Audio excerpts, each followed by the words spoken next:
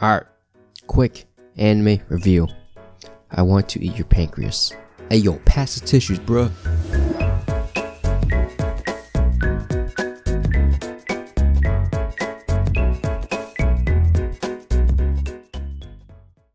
So before I explain, warning, there will be spoilers since I'm talking about the whole movie.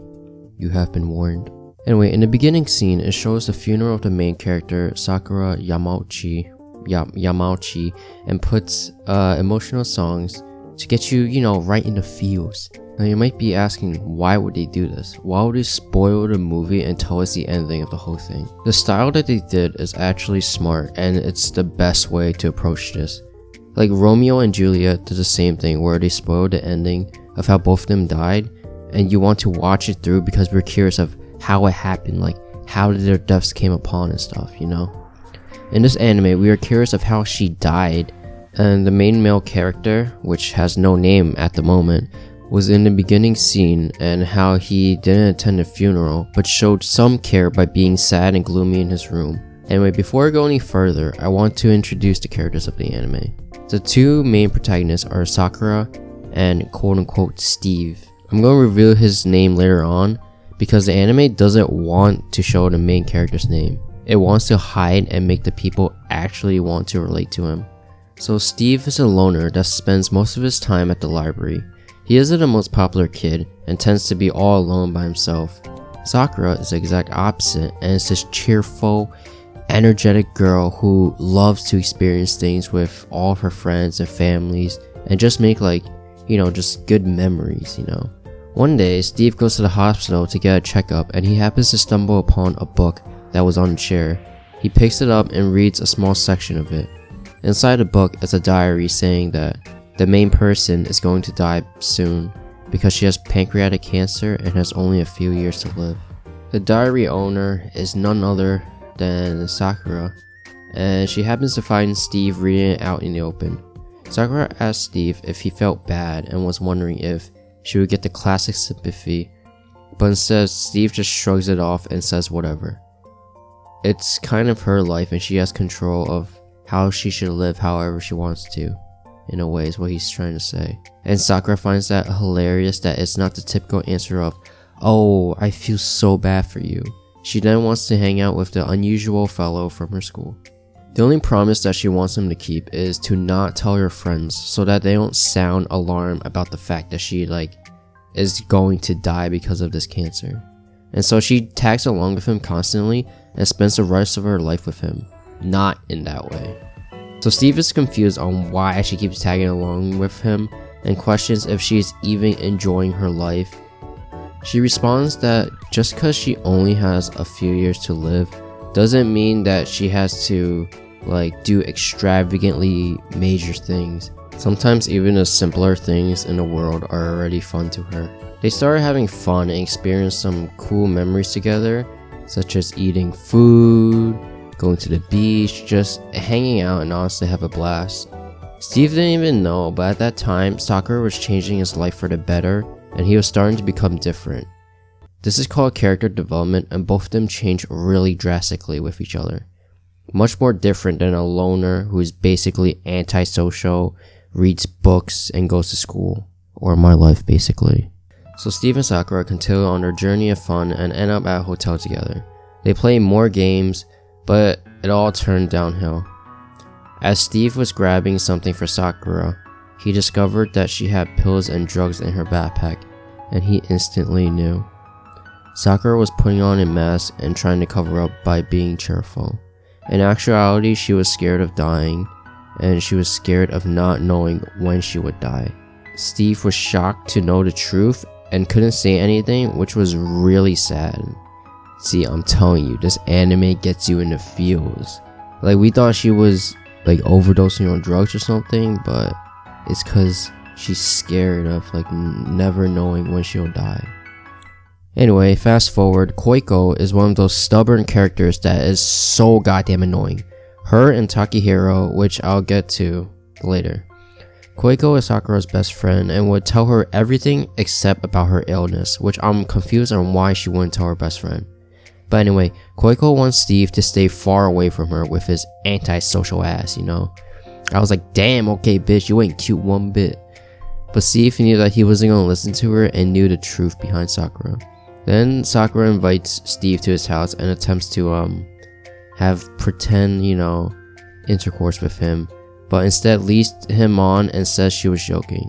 Steve didn't appreciate that joke and was thought as if he was being toyed with his emotions and that she was wasting his time with him. Steve runs out and is met by Takehiro. Takehiro is a jackass. Like, I absolutely hate his guts out of his character. Takehiro was suspicious, and we learned that he was Sakura's previous boyfriend.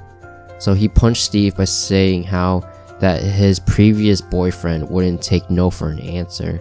Sakura and Steve began talking it out on the rain, classic cliche scene, and talk about their emotions on how they weren't there because of fate, but instead because of choices and decisions that they made up in their lives. I'm telling you, this anime gets deep and personal. They make up and decide that both of them should move on.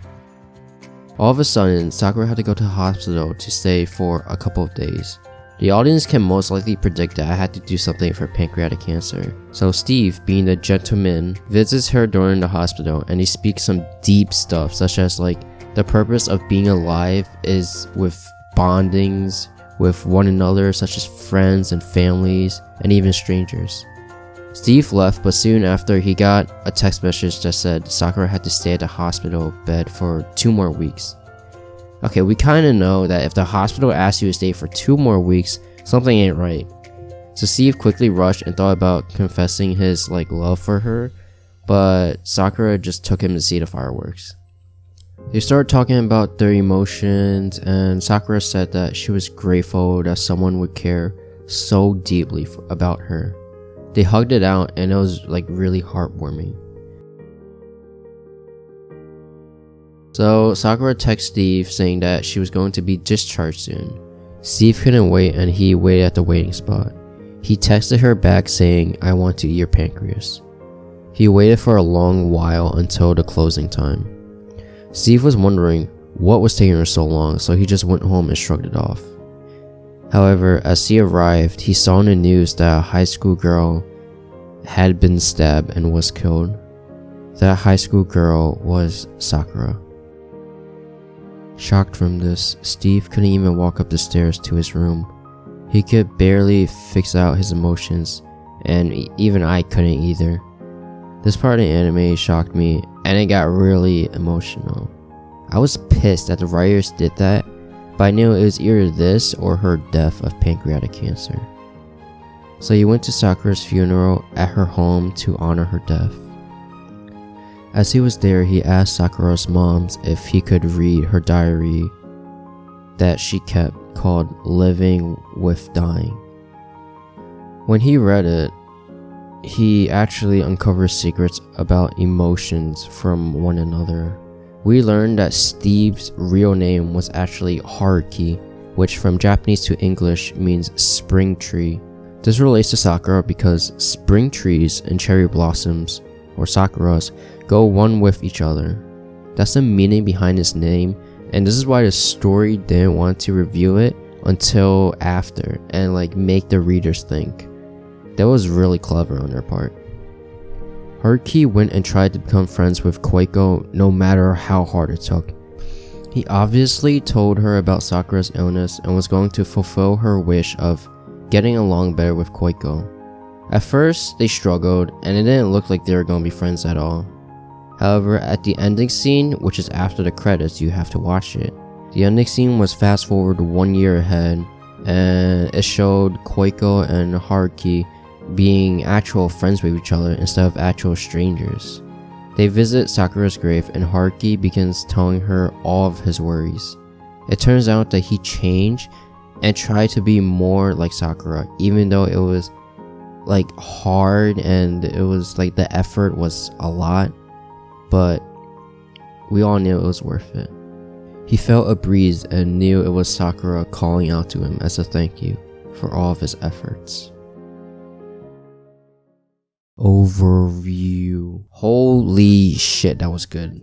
I'm reading from a script and I'm fucking reading all of this and I could not read it all again because this story is absolutely amazing. It's really good, especially the ending message where like I didn't expect Haruki to change out of his comfort zone, you know. I thought he was going to still be this antisocial like little bitch, but obviously I knew since Sakura was in his life, but I didn't know that she would change him to that extent, you know. The story again is really good with just like showing the characteristics of Sakura and Haruki, and I didn't expect it to go that far. This is the deepest and saddest shit ever. Like, it doesn't even compare to all the other types of animes combined. It's actually sad. Like with god damn, I can't explain it in words, man. Like, there ain't no big ass titty girls, just straight feelings, bro. Hits you in the gut.